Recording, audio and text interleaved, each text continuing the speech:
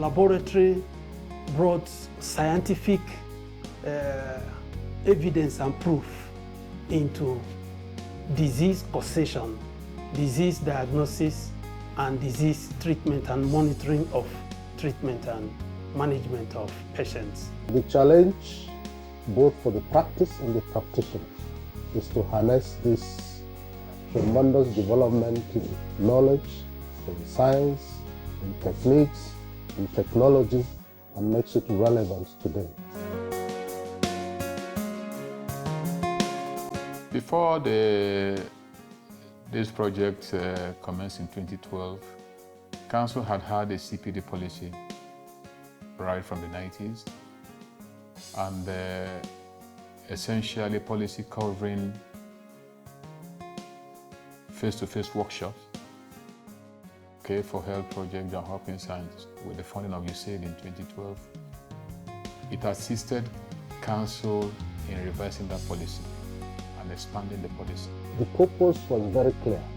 We needed lab scientists to be up to date in knowledge and skills.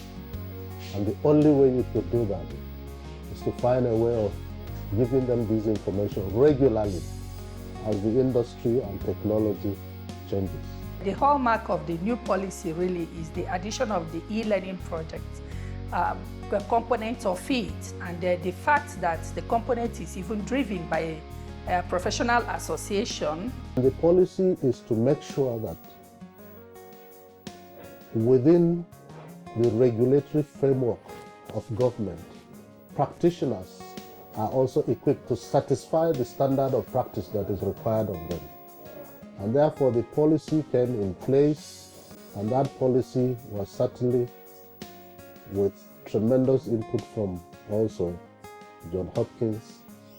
The Medical Laboratory Science Council was able to put a policy in place.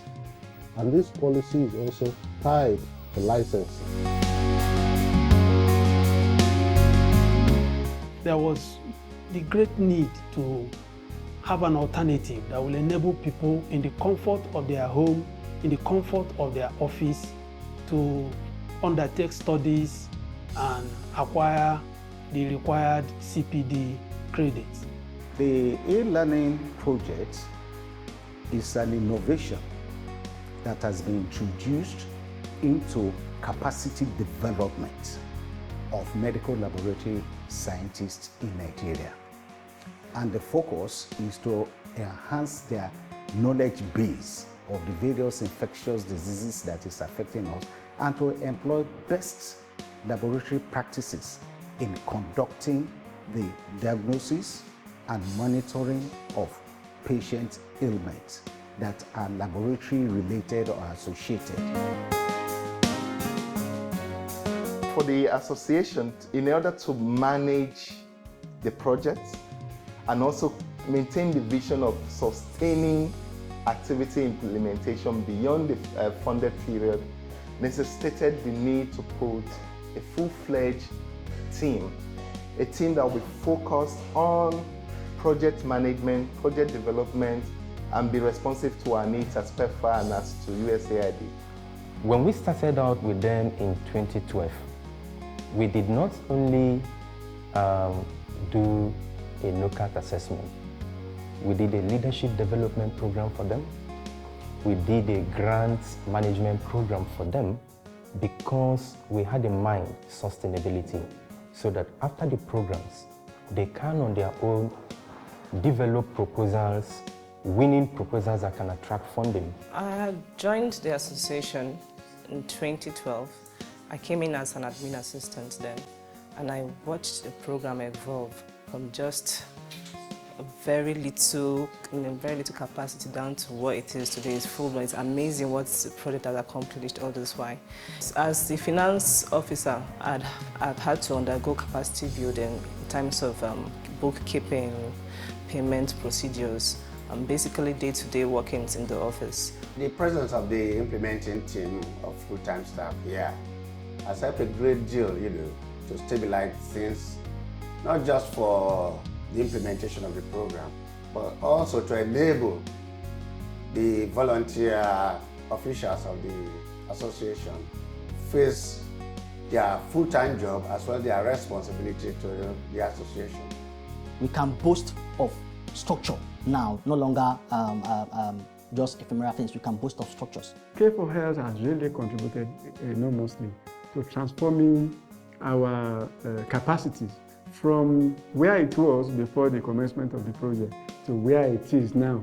If you look at the impact of updated skill and knowledge, you discover that the clients at all these phases have benefited. For those of us that have taken the courses and those that have not taken, we realize that it has improved our quality of services to the clients.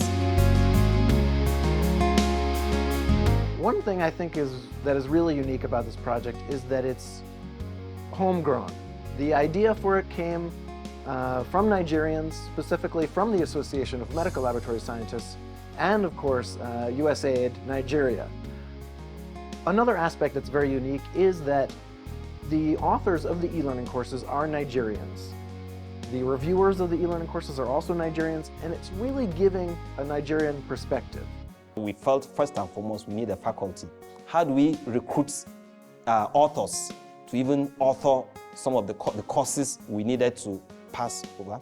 But then as time goes on, we are able to get authors, we are able to get the faculty set up, we're able to get authors, and then we're luckily, maybe with our partners, with our implementing partners, that we are able to get the authors trained.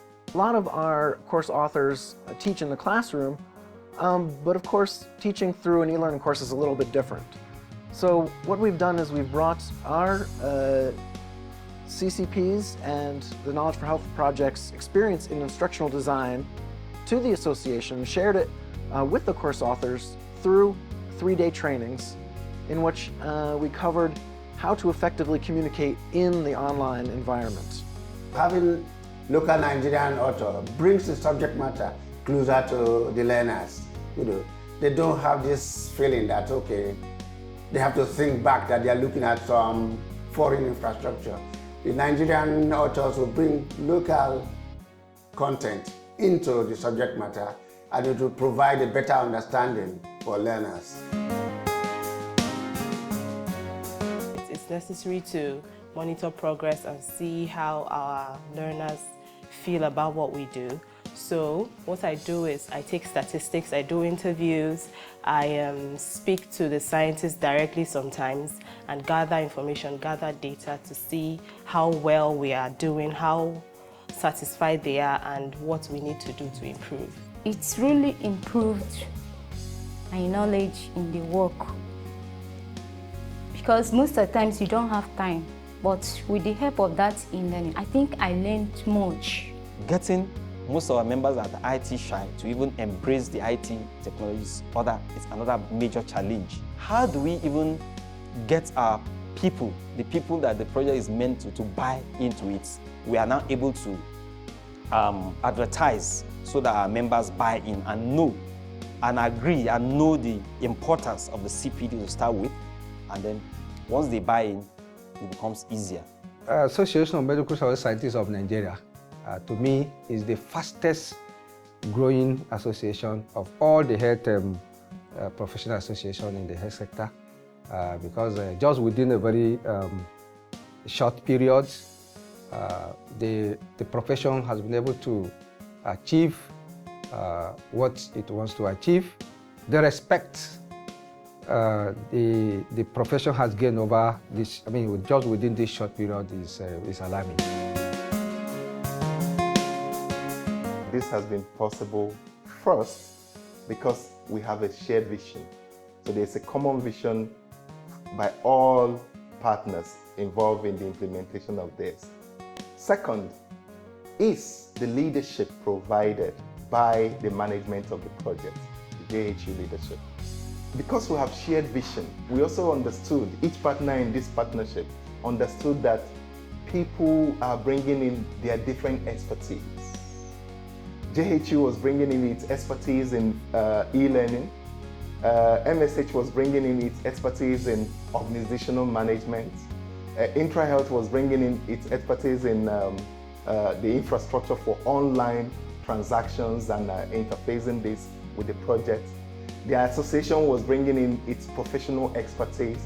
The council was bringing in its regulatory expertise. And all of this put together created the menu that gave rise to the excellent meal we now have in form of an e-learning platform. We'll have a clear direction of where we're heading to. But in course of this, we're able to build trust. We will be able to appreciate one another. We're able to appreciate our strengths, our weaknesses.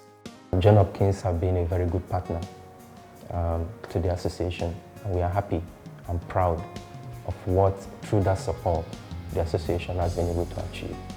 A unique aspect of this project is that sustainability has been planned for from the beginning. So at the kickoff meeting, the partners looked at what do they organizationally already have that they can contribute. And I think that this mindset has always been extremely important and valuable because it has allowed us to be honest about the structures in which we're working in and also what's missing and therefore why we needed to kind of change focus at times from building e-learning capacity to also building more robust organizational and systems level capacity. It's difficult to describe the project in one word, but since you have asked me to describe it in one word. Brilliant. Awesome. Fantastic. Excellent. Innovative. Revolutionary. I think that's how I can describe the project in one word, if it's not more than one word.